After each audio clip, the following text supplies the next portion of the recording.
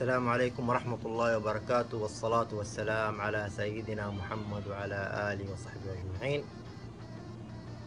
رجعنا لكم تاني في حكاية جديدة من حكاوي وليد، بس اليوم اختلف.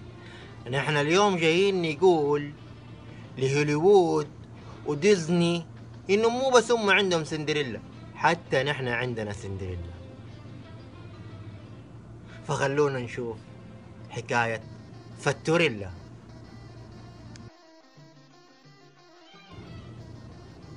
كان يا ما كان في قديم الزمان، وما يحلى الحكي إلا بذكر النبي عليه الصلاة والسلام. كان في رجال اسمه سراج، وكان متزوج وحدة اسمها منة، وكانوا ميسورين الحال، وكانوا راضين باللي ربنا كتبوا ليهم. فربنا كان منعم عليهم بالخيرات وبالفضل، وكانوا حامدين الله، وما كان منغص عليهم حياتهم إلا شيء واحد، اللي هو الخلفة. كان سراج يتمنى من منة بنت أو ولد يحملوا اسمه قبل ما يفارق هذه الحياة. سراج ما خلى الطبيب، ما خلى عطار، ما خلى بلد إلا ما رح له عشان يبغى يتعالج ويجيب حتة خلفة. لكن ربنا ما أراد، لسه ما جاء اليوم اللي ربنا يريد فيه إنه سراج يجيب أحد يحمل اسمه.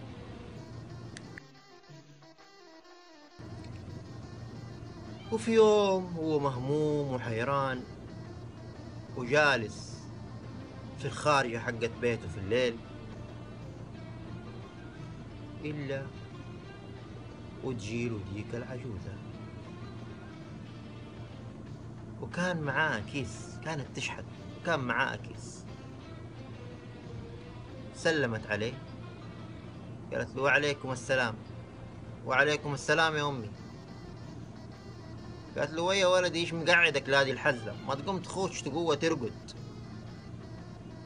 فقال له والله اشكيلك، لا اشكيلك همي يا أمي.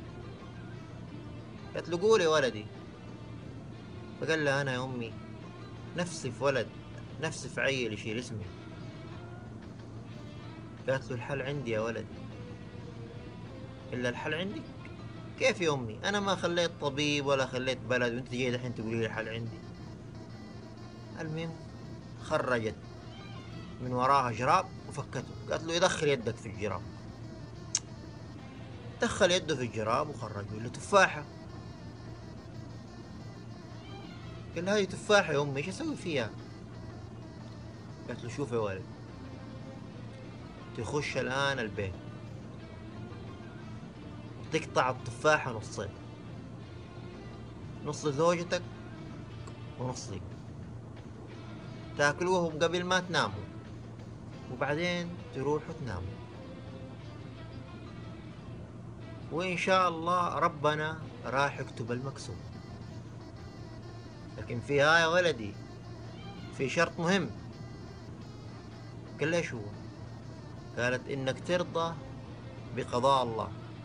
قال لها وش هو؟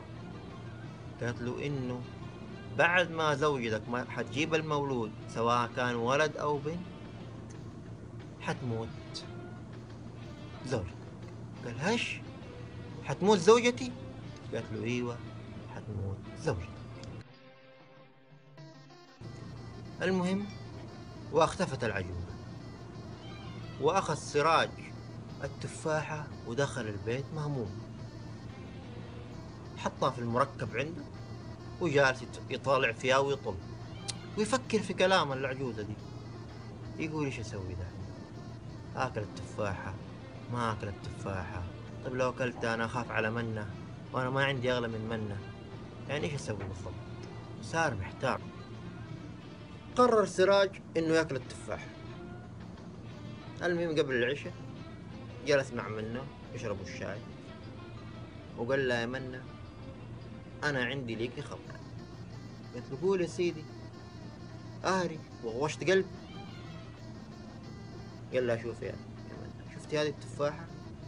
هذه التفاحة متوقف عليها أشياء كثير، متوقف عليها حياتك، ومتوقف عليها الخلفة اللي نتمناها. قالت له كيف يعني يا سيدي؟ فحكاها القصة. قال لها جاتني حرمة كده وسوت كده وقالت لي كل نص التفاح وانت تاكل نص، لكن شرط ممكن ان زوجتك تموت. فصارت تضحك منه. قالت له يا شيخ انت تصدق الكلام هذا، لكن عشانك انا حاكل التفاح وان شاء الله ما يصيبنا شيء. قسموا التفاحة. أخذت منا نص، وأخذ هو نص، وقبل ما يخشوا يناموا أكلوها وشربوا عليها كاسة موية وحملوا ربهم ودخلوا الفراش وناموا. مرت 3 أيام الحكاية، وبعد 3 أيام أحست منا بألم شديد في بطنها، فشالها سراج ووداها على الداية. شافتها الداية وكشفت عليها وقالت له أقول لك مبروك يا سراج، ترى زوجتك حامل. فرح سراج وانبسط، قال الحمد لله وشكر ربه. وعدت شهور الحمل 9، وجاء اليوم الموعود، جاء يوم الولادة، وولدت منا بنوتة زي القطن، بيضة وجميلة وحلوة، وسموها فتو. عاشت فتو مع أمها وأبوها في تبات، وعاشوا حياة سعيدة، وكانوا مدلعين على الآخر. لو تبغى لبن العصفور يجيبوا له. ألين صار عمرها 7 سنوات، وبعدها مرضت آمنة مرض جدا خطير وشديد، وحاول سراج إنه يعالجها، ما خلى طبيب، لكن كلهم قالوا إنها خلاص حتموت. وفعلا شاء الله وماتت آمنة. وبقي سراج مع فتو يربيها ويكاليها ويتذكر منا ويحزن حزن شديد ويحس انه هو السبب. لكن كل ما يشوف منا، كل ما يشوف فتو، يقول الحمد لله انه ربنا رزقني بهذا البنت. مرت الايام وزادت المسؤولية على سراج، وفتو بدأت تكبر وبدأت تشب، فتعب، فقرر بعد ما شاور بنته انه يتزوج. وفعلا وراح اتجوز في واحدة ست من بيت ناس اسمها عواطف. وكانت عواطف هذه من بيت وعائلة كبيرة، كانت متزوجة وعندها بنتين. يعني هي متزوجة قبل ما تتزوج وعندها بنتين، عندها سعاد وسعدية.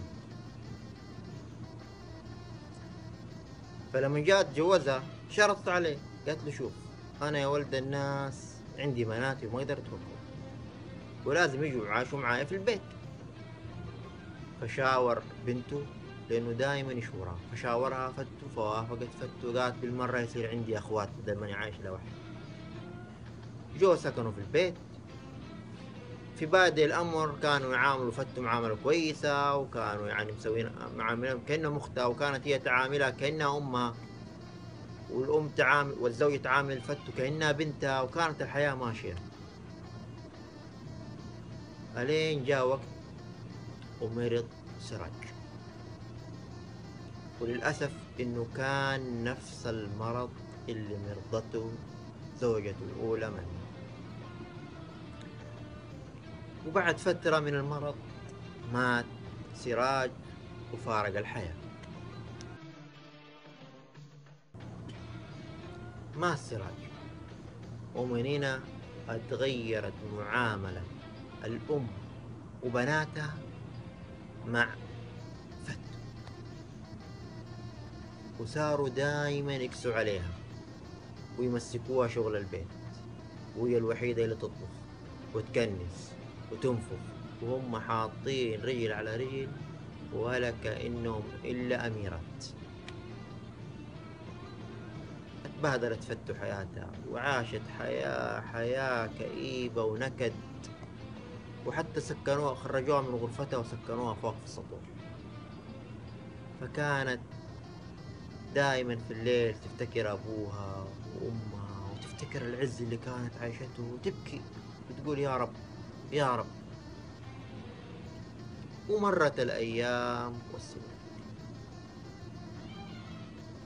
وشبوا البنات أكثر وأكثر، ووصلوا تقريبا في عمر 20. سعاد وسعدية كانوا نجوم الخطاب، بس أول ما يشوفوه ما عاد يرجعوا لهم تاني، عاد انتوا فهموها الباقي. وبالنسبة لفتو كان ما حد يشوفها، كانوا يحسبوها الخدامة حقة البيت. وفي يوم من الأيام نادت عواطف فتو، قالت لا يا فتو، أباك تنزلي دحين تحت الزقاق وتجيبي لنا شوية خضار وتطلع تطبخي لنا بيها الغداء. المهم أخذت فتو الزنبيل ونزلت الزقاق، وهي واقفة الزقاق إلا وجاي مرسول من قصر السلطان وينادي. إيش نادى المنادي؟ وإيش مصير فتو؟ هذا كله بكرة نعرفه مع سندريلا الحجاز فتوريلا. والسلام عليكم ورحمة الله وبركاته.